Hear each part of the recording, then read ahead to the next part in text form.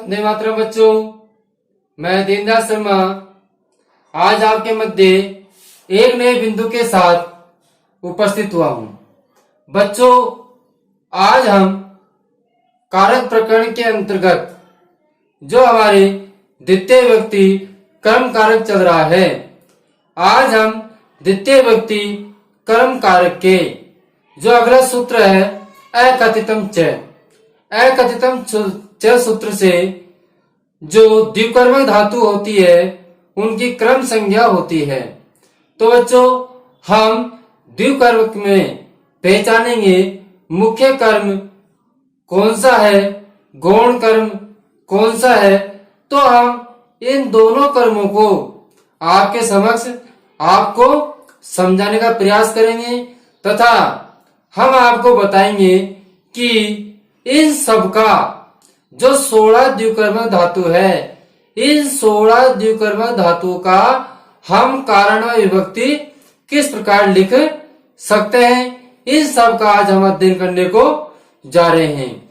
हमको केवल बच्चों याद ये रखना है कि हमारी 16 द्विकर्मक धातु कौन कौन सी है। अगर आपको ये 16 द्विकर्मक धातुओं को आप पहचान लोगे तो आप इसका कारण व विभक्ति आप आसानी से बता सकेंगे, क्योंकि मैं 16 जो द्विकर्मक धातु है उनका एक ही कारण व विभक्ति के साथ आपको समझाने वाला हूं, जिससे कि आपको अधिक परेशानी न हो। ठीक है बच्चों, तो अब हम अध्ययन करते हैं अकथितम च। देखिए बच्चों, अकथितम च का तात्पर्य होता है, अकथित से तात्पर्य है गौण कर्म। अकथित से तात्पर्य क्या है? गौण कर्म, अर्थात वाक्य के गौण कर्म को ही अकथित सूत्र से कर्म संज्ञा होती है। कहने का तात्पर्य है कि वाक्य के जो गौण कर्म को ही अकथितम सूत्र से कर्म संज्ञा होती है। अब हम आपको उदाहरण के माध्यम से समझा के स्पष्ट करने वाले हैं। एक बार आप ध्यान से समझ लें। संस्कृत भाषा में, किसमें बच्चों? संस्कृत भाषा में द्विकर्मक धातुओं का प्रयोग होता है। मात्र एक संस्कृत भाषा है जिसमें हम द्विकर्मक धातुओं का प्रयोग करते हैं, जिनका एक कर्म तो कैसा होता है? मुख्य होता है, अर्थात प्रधान होता है, तथा दूसरा कर्म गौण होता है। तथा दूसरा कर्म कौन सा होता है बच्चों? गौण होता है। जो गौण कर्म है वो ही अकथितम है। जो गौण कर्म है वही क्या है? अकथितम है। और जो मुख्य कर्म है वह हमारा प्रधान कर्म होता है। ठीक है बच्चों, क्रिया से प्रत्येक संबंध जिससे हो, क्रिया से प्रत्येक में संबंध जिससे हो वह मुख्य कर्म तथा, मतलब क्रिया से हम कह सकते हैं, क्रिया से जिससे प्रत्येक संबंध हो उसे हम क्या कहते हैं? मुख्य कर्म। उससे क्या कहते हैं? मुख्य कर्म तथा प्रोक्ष संबंध जिससे प्रोक्ष संबंध हो। कहने का तात्पर्य साथ में मुख्य कर्म न हो और उसके साथ में हम प्रोक्ष रूप से उसका संबंध बतलाते हैं, वह गौण कर्म कहलाता है। द्विकर्मक धातुएं 16 है। द्विकर्मक धातु कितनी है बच्चों? 16 होती है। कितनी होती है? 16। कौन कौन सी? द्वय, याज, पच, दंड, रुद्र, प्रच, ची, ब्रू, सास, जी, मत, मुस, नी, हर, कृस, भय। ये कुल 16 द्विकर्मक धातु है और ये 16 द्विकर्मक धातुओं में द्वितीय व्यक्ति कर्म कारक होता है। क्या होता है बच्चों? द्वितीय व्यक्ति कर्म कारक होता है। जैसे कि हम पहला उदाहरण लेते हैं। पहला उदाहरण है हमारा दोहे का। ठीक है बच्चों।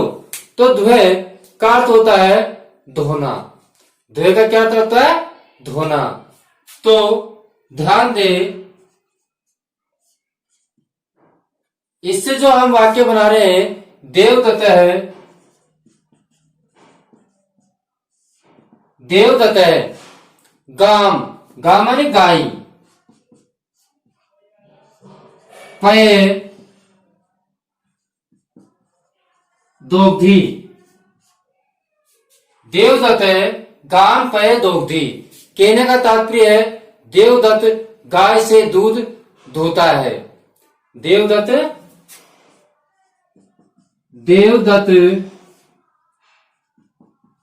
गाय से दूध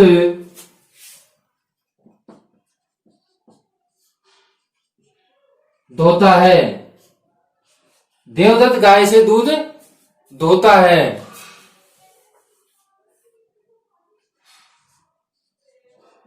धोता है।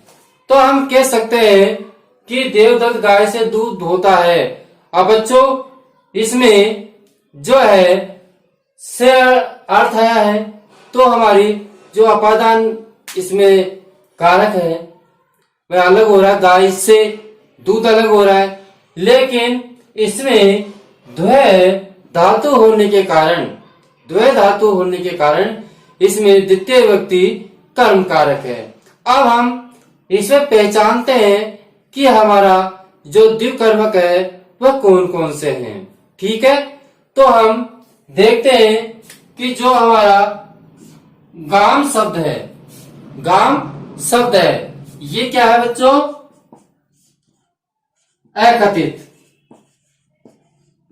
गाम क्या है? अकथित है। तथा जो पय है, क्या है? पय। पय क्या है? प्रधान कर्म।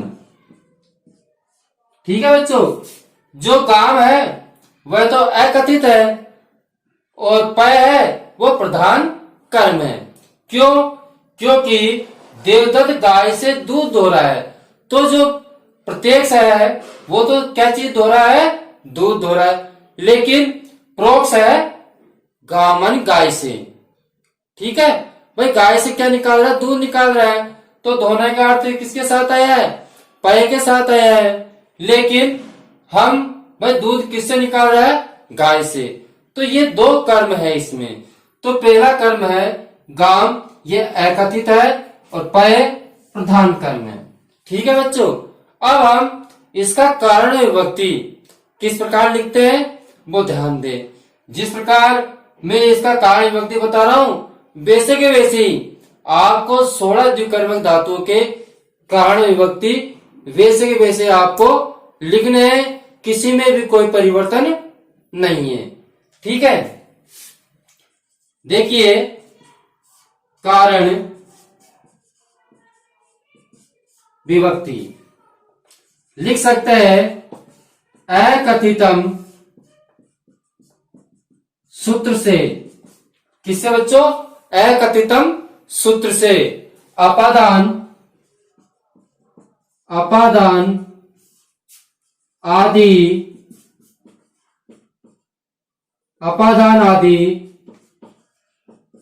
कारकों। कौन से कारक? अपादान आदि कारकों का। अपादान है या कोई भी अन्य भी कारक है, तो अपादान आदि कारकों का क्या होता है? का निषेध।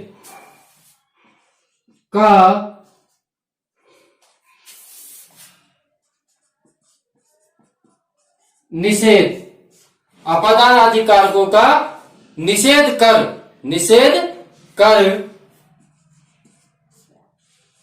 अकथितम, निषेध कर अकथित की कर्म संज्ञा हुई है। अकथित की कर्म संज्ञा हुई है। अब अकथित कौन सा बच्चों? गाम है। तो ये गाम की क्या हुई है? कर्म संज्ञा हुई है।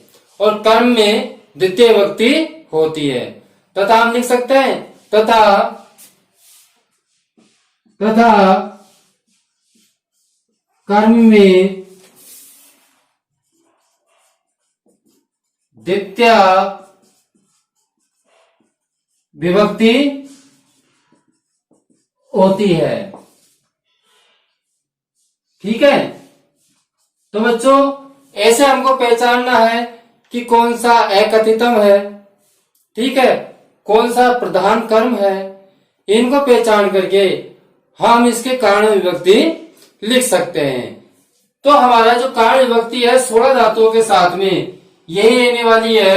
एकथितम च सूत्र से अपादान आदि कारकों का निषेध कर एकथितम की कर्म संज्ञा हुई है तथा कर्म में द्वितीय विभक्ति होती है। तो बच्चों जहां अपनी 16 द्विकर्मक धातु होती है उनका हम कारण विभक्ति इसी प्रकार लिख सकते हैं। और दूसरे प्रकार से हम लिखना चाहे तो वो भी आप ध्यान से देख ले। जैसे हम लिख सकते हैं कि द्वय के योग में जो हमारा शब्द है कौन सा, गाम, यह एकथितम है। तो इसके योग में गाम शब्द में मतलब द्वय धातु के योग में गाम शब्द में द्वितीय विभक्ति कर्म कारक है। कैसे लिख सकते हैं, द्वय धातु के योग में गाम शब्द में द्वितीय विभक्ति कर्म कारक है। लेकिन आपको जो इस प्रकार लिखोगे यह आपका कारण विभक्ति सही है, श्रेष्ठ है। आप इसके माध्यम से पूरे 16 द्विकर्मक धातुओं के कारण विभक्ति लिख सकते हैं और समझा सकते हैं। और अगर आपको लिखना है तो हम यहाँ लिख सकते हैं एकथितम।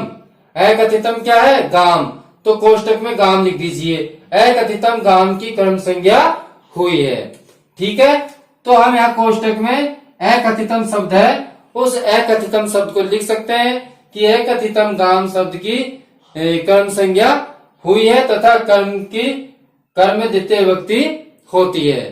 ठीक है बच्चों, तो इस प्रकार हम जो द्विकर्मक धातु है उनको समझ सकते हैं। अब आगे अन्य द्विकर्मक धातुओं की ओर चलते हैं। अब हम समझते हैं कि वाक्य में कौन सा गौण कर्म है, कौन सा प्रधान कर्म है। बच्चों जो एकथितम है वह गौण कर्म है तथा जो मुख्य कर्म है उसे हम प्रधान कर्म कहते हैं। ठीक है, तो हम दूसरे उदाहरण में चलते हैं कि जो क्रिया पर सीधा संबंध फटकता है वह प्रधान कर्म होता है। जो प्रोक्ष है, छुपा हुआ है, प्रोक्ष करता है छुपा हुआ, जो छुपा हुआ कर्म है वह एकथितम है। तो छुपा हुआ है उसमें द्वितीय विभक्ति कर्म कारक होता है। जैसे कि हमारा अगला उदाहरण है याच धातु से। याच का अर्थ होता है मांगना। याच का क्या अर्थ होता है, मांगना। जैसे कि बलिम याचते वसुधाम, बलि से पृथ्वी मांगता है। बलि से क्या मांगता है, पृथ्वी मांगता है। तो बच्चों जो मांगता है वह क्या मांग रहा है, वसुधाम पृथ्वी। तो पृथ्वी तो हुआ प्रधान कर्म, उसका मेन कर्म क्या है, धरती है। तो उसका जो प्रधान कर्म है, मुख्य कर्म तो वसुधा हुआ। और जो बलिम शब्द है यह आपके एकथितम है। ठीक है, अब हम इसका कारण विभक्ति लिखते हैं। तो मैंने आपको बताया था कि कारण विभक्ति में आपको मात्र केवल ये लिखना है कि एकथितम च सूत्र से अपादान आदि कारकों का निषेध कर एकथितम बलिम, एकथितम जो बलिम है, बलिम शब्द की कर्म संज्ञा होती है तथा कर्म में द्वितीय विभक्ति होती है। इतना सा हमको लिखना है। पुनः एक बार ध्यान से सुन ले। एकथितम च सूत्र से अपादान आदि कारकों का निषेध कर एकथितम बलिम की कर्म संज्ञा होती है तथा कर्म में द्वितीय विभक्ति होती है। यह हम इसका कारण विभक्ति लिख सकते हैं। ठीक है बच्चों, समझ में आ गया। अब अगला देखिए, दूसरी द्विकर्मक धातु है पच। जैसे तांडुलान ओदनम पचती, मतलब चावलों से भात पकाता है, चावलों से भात पकाता है। अब तंडुलान जो शब्द है ये क्या है, अकथित है, लेकिन अब क्या चीज पका रहा है, ओदना मानी चावल। तो मुख्य जो वस्तु है वो क्या है, चावल है, तो हमारा ये प्रधान कर्म है। और जो तंडुल है वो क्या है, अकथित है। तो जो अकथित तंडुलान शब्द है इसमें हमारी कर्म संज्ञा होगी। ठीक है बच्चों, तो हम वैसे ही कारण विभक्ति लिख सकते हैं, जैसे कि मैंने आपको बताया था कि अकथितम सूत्र से अपादान आदि कारकों का निषेध कर अकथितम तंडुलान की कर्म संज्ञा होती है तथा कर्म में द्वितीय विभक्ति होती है। इसी प्रकार अगला जो द्विकर्मक धातु है दंड। गार्गान शतम दंडयति, मतलब गार्गो को 100 रुपये दंड करता है, गार्गो को 100 रुपये दंड करता है। अब देखिए यहाँ पे जो गार्गान शब्द है ये अकथित है। गार्गान क्या है, अकथित है, प्रोक्ष है, प्रोक्ष कर्म है। और जो शतम है ये क्या है बच्चों, प्रधान कर्म है। शतम क्या है, प्रधान कर्म है। ठीक है, तो हमारे ये जो दंड द्विकर्मक धातु है इसके कारण जो गार्गान शब्द है अकथित, इसकी द्विकर्मक धातु होने के कारण इसकी कर्म संज्ञा होती है। अब हम इसका कारण विभक्ति कैसे लिखते हैं वो ध्यान से सुन लीजिए। अकथितम च सूत्र से अपादान आदि कारकों का निषेध कर अकथितम गार्गान शब्द में, अकथितम गार्गान शब्द की कर्म संज्ञा होती है तथा कर्म में द्वितीय विभक्ति होती है। ठीक है बच्चों, इसी प्रकार अगला है द्विकर्मक धातु रुद्र। रुद्र का अर्थ होता है रोकना। क्या होता है, रोकना। जैसे वज्रम वरुणादि गाम, मतलब गाय को बाड़े में रोकता है, गाय को बाड़े में रोकता है। तो यहाँ वज्रम शब्द है इसकी अकथित, वज्रम शब्द है ये अकथित है और गाम शब्द है वह प्रधान कर्म है, क्योंकि मेन किसको रोक रहा है, गाय को रोक रहा है। मेन कर्म वो किसको कर रहा है, गाय को रोकने का कर रहा है, लेकिन किससे, बाड़े से, बाड़े में। तो बच्चों यहाँ पर हम वही कारण विभक्ति लिख सकते हैं कि अकथितम च सूत्र से अपादान आदि कारकों का निषेध कर अकथित व्रजम की कर्म संज्ञा होती है तथा कर्म में द्वितीय विभक्ति होती है। ठीक है बच्चों, अगले देखिए ची का होता है चुनना। ठीक है, तो वृक्षम चुनौती फलानी, मतलब वृक्षों से फलों को चुनता है, वृक्षों से फलों को चुनता है। अब यहाँ पर जो वृक्षम शब्द है यह अकथितम है, क्योंकि प्रधान कर्म क्या है, फल। मेन चीज क्या चुन रहा है, वो फल चुन रहा है, लेकिन जो वृक्ष है ये प्रोक्ष है, छुपा हुआ कर्म है, क्योंकि वृक्ष नहीं होगा तो फल कहां से चुनेगा। तो वृक्ष है लेकिन ये क्या है, अकथितम है, गौण है। ठीक है, तो जो गौण कर्म है इसकी कर्म संज्ञा हो जाती है। तो हम इसका वह कारण विभक्ति लिख सकते हैं कि अकथितम च सूत्र से अपादान आदि कारकों का निषेध कर अकथितम वृक्षम शब्द की कर्म संज्ञा होती है तथा कर्म में द्वितीय विभक्ति होती है। इसी प्रकार अगला धातु है हमारी द्विकर्मक पच। तो मांडवकम पंथानाम पृच्छति, मतलब छात्र से रास्ता पूछता है। किससे, छात्र से रास्ता पूछता है। तो बच्चों यहाँ पर जो मांडवकम जो शब्द है ये अकथित है, गौण कर्म है, और जो पंथान है ये प्रधान कर्म है। तो हमारे जो अकथितम है इसकी कर्म संज्ञा होती है, अकथितम की कर्म संज्ञा होती है।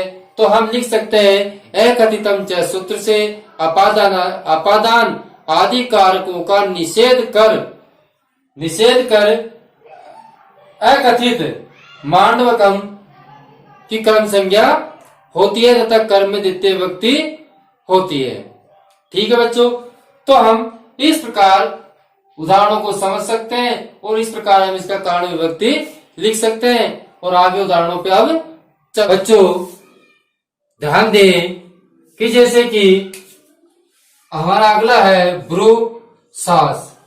ब्रू का मतलब होता है बताता है, सास का मतलब होता है उपदेश देता है। तो इससे हमारा वाक्य है माणवकम धर्मम बुर्यते।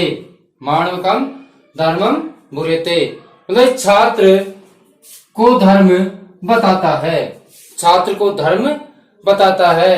वह शास्ति या उपदेश देता है। तो बच्चों इसके अंतर्गत जो माणवकम शब्द है ये एकथितम है और जो धर्म है ये धर्म क्या है? प्रधान कर्म है। धर्म क्या है बच्चों? प्रधान कर्म है। तो हम कह सकते हैं एकथितम च सूत्र से अपादान आदि कारकों का निषेध कर एकथितम माणवकम की कर्म संज्ञा हुई है तथा कर्म में द्वितीय विभक्ति होती है। इस प्रकार हम कारण विभक्ति लिख सकते हैं। आगे देखिए जी का अर्थ होता है जीतना। तो सतम जयति देवदत्तम, देवदत्त से 100 रुपए जीतता है। देवदत्त से 100 रुपए जीतता है। तो बच्चों जो सतम है ये तो क्या हुआ? प्रधान कर्म। सतम तो क्या है? प्रधान कर्म है। और जो देवदत्त है ये क्या है? एकथितम है। तो देवदत्त में कौन सी विभक्ति होगी? द्वितीय विभक्ति कर्म कारक होगा। तो हम लिख सकते हैं कि एकथितम सूत्र से अपादान आदि कारकों का निषेध कर एकथितम देवदत्तम शब्द में द्वितीय विभक्ति कर्म कारक है। ठीक है, तो इस प्रकार हम कारण विभक्ति लिखकर बता सकते हैं। आगे देखिए मंथ का होता है मथना। क्या होता है बच्चों? मथना। तो सुदाम शीरनिधिम मंथयति मतलब समुद्र से सुधा को मथता है। समुद्र से सुधा को मथता है। जो सुधा है ये क्या है बच्चों? प्रधान कर्म है। सुधा क्या है? प्रधान कर्म। और जो शीरनिधि है ये क्या है बच्चों? एकथितम। शीरनिधि क्या है? एकथितम। तो हम लिख सकते हैं कि एकथितम च सूत्र से अपादान आदि कारकों का निषेध कर एकथितम श्रीनिधिम शब्द में द्वितीय विभक्ति कर्म कारक होता है। इसी प्रकार अगला उदाहरण है मुस। तो मुस का अर्थ होता है चुराता है। क्या अर्थ होता है बच्चों? चुराता है। तो देवदत्त सतम मुसनाती, देवदत्त से 100 रुपए चुराता है। देवदत्त से 100 रुपए चुराता है। अब यहाँ बच्चों जो देवदत्तम शब्द है, कौन सा शब्द? देवदत्तम। यह आपका एकथितम है। देवदत्त क्या है बच्चों? एकथितम। और जो सतम है ये क्या है? प्रधान कर्म। तो हमारे जो देवदत्तम शब्द है इसमें द्वितीय विभक्ति कर्म कारक है। तो हम लिख सकते हैं एकथितम च सूत्र से अपादान आदि कारकों का निषेध कर एकथितम देवदत्त शब्द की कर्म संज्ञा हुई है तथा कर्म में द्वितीय विभक्ति होती है। ठीक है बच्चों, इसी प्रकार 13 से लेकर 16 तक जैसे नी हार कृष भ्रय इनका वाक्य है। तो इनों की एक साथ में आपको बता दूं, जैसे ग्रामम अजाम नियति गांव से बकरी को ले जाता है। गांव से बकरी को ले जाता है। जैसे ग्रामम अजाम नियति गांव से बकरी को ले जाता है। ग्रामम अजाम हरती गांव से बकरी को हरता है। ग्रामम अजाम तिष्ठति गांव से बकरी को खींचता है। ग्रामम अजाम बहती, गांव से बकरी को ढोता है। ठीक है बच्चों, तो इसमें जो हमारा ग्रामम शब्द है, कौन सा शब्द है बच्चों? ग्रामम जो शब्द है, ये ग्रामम शब्द क्या है? अकथित है। ग्रामम शब्द अकथित है तथा अजाम जो शब्द है, अजाम क्या है बच्चों? अजाम हमारा प्रधान कर्म है। अजाम क्या है? प्रधान कर्म है। तो हम लिख सकते हैं, इसका कारण विभक्ति बना सकते हैं कि अकथितम च सूत्र से अपदान आदि कारकों का निषेध कर अकथितम ग्रामम शब्द में द्वितीय व्यक्ति कर्मकारक होता है। ठीक है बच्चों, तो हम इस प्रकार जो 16 द्विकर्मक धातु है उनको समझ सकते हैं। तो बच्चों, जो आज का हमारा बिंदु था वह बिंदु था कि कर्मकारक द्वितीय व्यक्ति में जो द्विकर्मक धातु है उनके उदाहरणों को समझना। आपको हमारा वीडियो अच्छा लगा होगा, आपको समझ में भी आया होगा। अगर आपको समझ में आया है तो हमारे वीडियो को जरूर लाइक करें और चैनल को जरूर सब्सक्राइब करें, जिससे कि हमारे पिछले में आने वाले वीडियो आपको निरंतर प्राप्त हो सके। एक बार आप शाम पर से स्क्रीनशॉट ले सकते हैं। बच्चों, अब हम आपसे विदा लेते हैं। अगले वीडियो में फिर मिलेंगे। जब तक के लिए